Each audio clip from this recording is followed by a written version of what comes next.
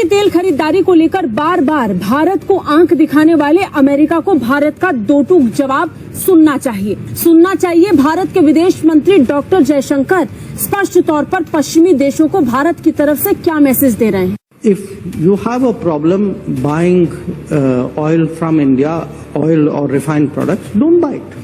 Nobody forced you to buy it. I mean, but Europe buys, America buys. So you don't like it, don't buy it.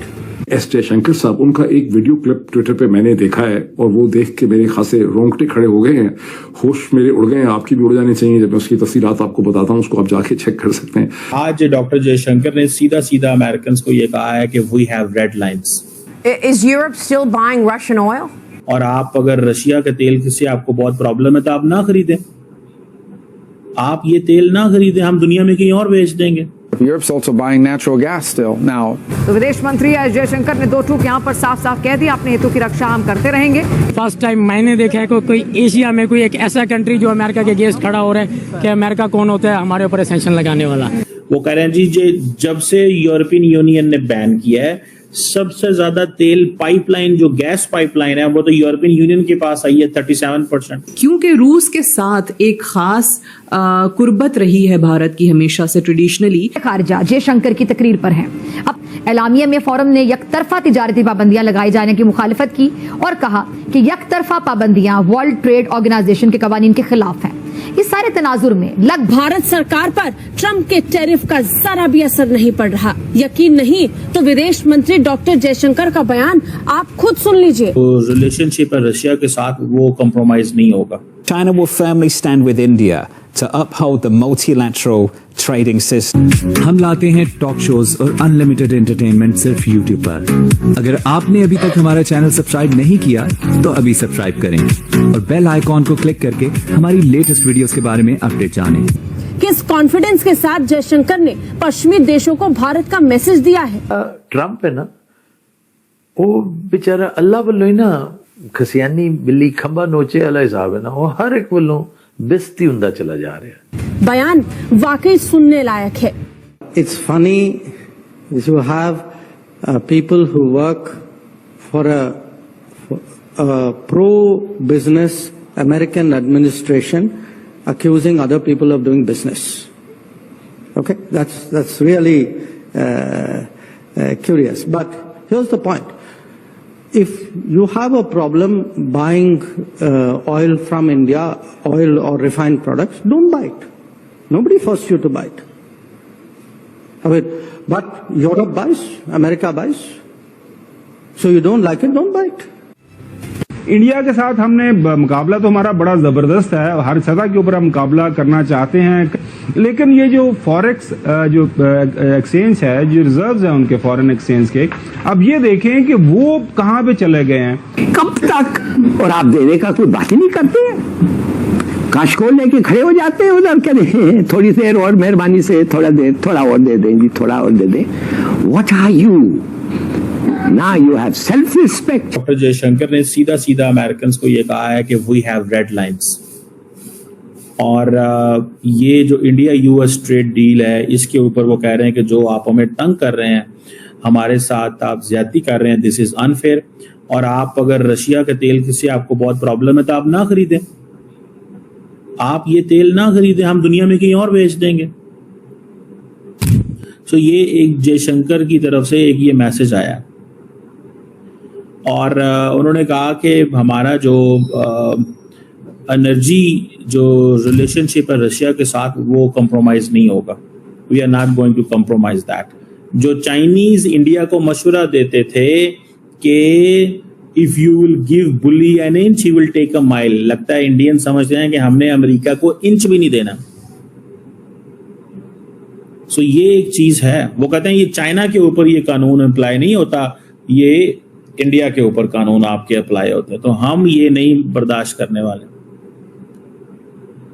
अब वो उन्होंने सारी की सारी list निकाल ली है।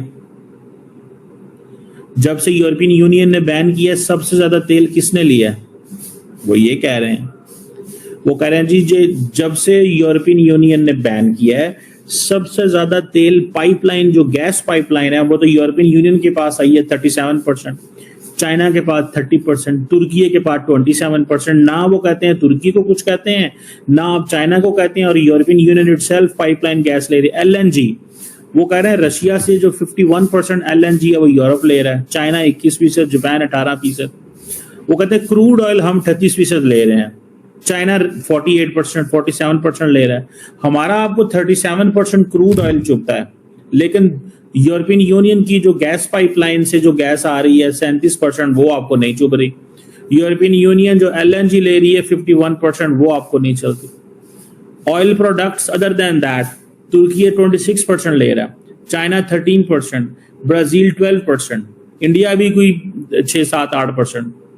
तो वो कहते हैं हमें क्यों कर रहे हैं। कोल इंडिया 19% ले रहा है, चाइना 44% ले रहा है उधर से। सो द क्वेश्चन इज कि ये जो बैन है यूरोपियन यूनियन के और अमेरिका के, वो कहते हैं इसमें हम तो कोई ज्यादा नहीं है। अब इंडिया का जो आर्गुमेंट है वो क्या है? इंडिया का argument is on this thing कि we are basically giving stability to the international market domestically in India and to the world. और साथ में इंडिया ने यह भी कहा है कि हम अब 30-40 मुल्कों से तेल खरीदते हैं, 30-40 मुल्कों से तेल खरीदते हैं।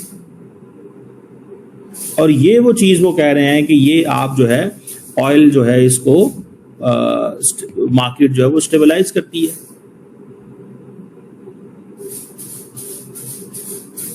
सो इस चीज को देखते हुए I think this is a clear message to the United States. और दूसरे ट्रंप को तो अब अपनी पार्टी के नेताओं से, लोगों से लताड़ पड़ने लगी है कि भारत के साथ रिश्ते खराब क्यों कर रहे हैं। निकी हेली ने कहा है कि भारत के साथ दुश्मनों जैसा व्यवहार करना बंद करो। आपने बहुत अहम प्रश्न पूछा है बेटा कि ये क्या हो रहा है, भारत और अमेरिका के बीच द्विपक्षीय संबंध है, जबकि बराक हुसैन ओबामा ने कहा था कि ये तो डिफाइनिंग पार्टनरशिप होगी ऑफ द 21st सेंचुरी। क्या हुआ था 1998 में प्रतिबंध हम पर लगाए थे अमेरिका ने जब हमने अपनी न्यूक्लियर एक्सप्लोजन की। उसके बाद फिर 9/11 हुआ 2001 में। अमेरिका समझा कि भारत आतंक के अगेंस्ट जो जंग है, पहले तो हमें सीरियसली नहीं लेते थे, फिर लेना शुरू किया कि भारत हमारा पार्टनर बनेगा। उसके बाद फिर अमेरिका हल्के हल्के करके हमारे संबंध बहुत मजबूत होते गए, भरोसा बहुत था। टेक्नोलॉजी वहां से आई, एक आईसेट हमने लॉन्च किया which was agreement on critical and emerging technologies. बहुत कुछ हुआ, हमारे NSA का बहुत अहम रोल था उसके अंदर, उस साइड से भी NSA का रोल था। फिर वो लोग हमारे सबसे बड़े ट्रेड पार्टनर बन गए, उनसे हमने तेल भी खरीदना शुरू कर दिया क्योंकि अमेरिका जो था वो became self-sufficient in oil. तो डिफेंस परचेजेस हमने उनसे शुरू कर दी। तो बहुत कुछ होने लगा between India and America. Space cooperation हुआ, हेल्थ में कोऑपरेशन होने लगा। लेकिन फिर एकदम से क्या होता है कि एक व्यक्ति आता है, कोई भी देश, दुनिया में कोई भी देश नहीं चाहेगा कि उसके ऊपर प्रतिबंध लगे और उसके कंधे पर चढ़ के अमेरिका ग्रेट अगेन बने। नहीं, इसके बाद जो आएगा ना अगर दूसरा प्रेसिडेंट, तो वो मांगा नहीं, वो माबा करेगा। माबा होता है मेक अमेरिका बेटर अगेन। क्योंकि मैं तो इस समय लेह में बैठा हूँ, लद्दाख में, और आप देख रहे हैं यहाँ पे तो बहुत शांति है।